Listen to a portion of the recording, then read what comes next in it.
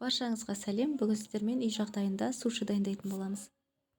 Күрішті тап-таза етіп жуып, қатты отта 10 минут қайнатамыз. Сосын қақпағын ашпай 15 минут ақырын отта қайнатамыз. Сосын тағы да 20 минут қақпағын ашпай қойып қоямыз. Күрішке араластыратын сұйықтық дайындайтын боламыз. Рисовый уксусқа қант және тұзды қосып араластырып аламыз. Тұзы мен қанты ерігенше қозғап тұрамыз.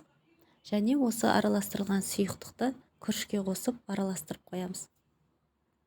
Семга балықтарын осы видеодағыдай етіп жұқалап турап аламыз. Бұны беттеріне жағамыз және арасына салуға. Және огурцы қиярларымызды осылай жұқаша етіп тураймыз. Бұның ортасын алып тастаймыз. Ортасы су болып кетуі мүмкін. Ұзынша етіп жұқалап тураймыз. Авокадоны да тазартып, қияр сияқты онда ұзынша етіп турап аламыз.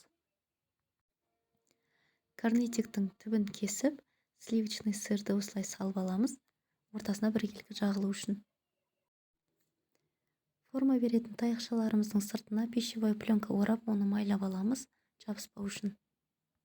Сушиға арналған нориларды ортасынан осылай бөліп, тегіс бетін астына қаратып саламыз.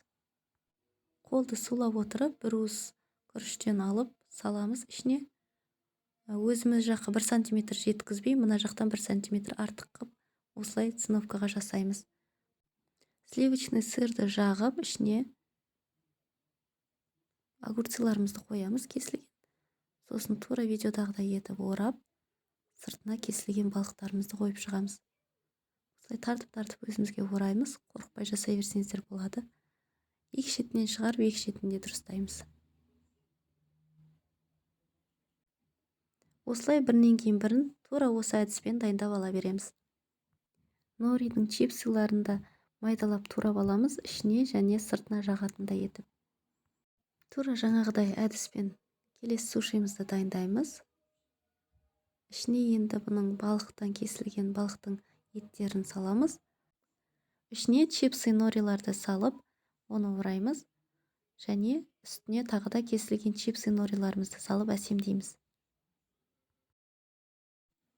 Мұның дәмі енді өте керемет болады. Ішінде балық, сыртында сушеный нори.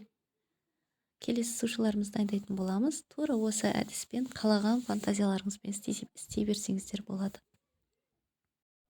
Мен өзім қалаған дәмдеріммен эксперимент жасап істеуден қорықпаймын.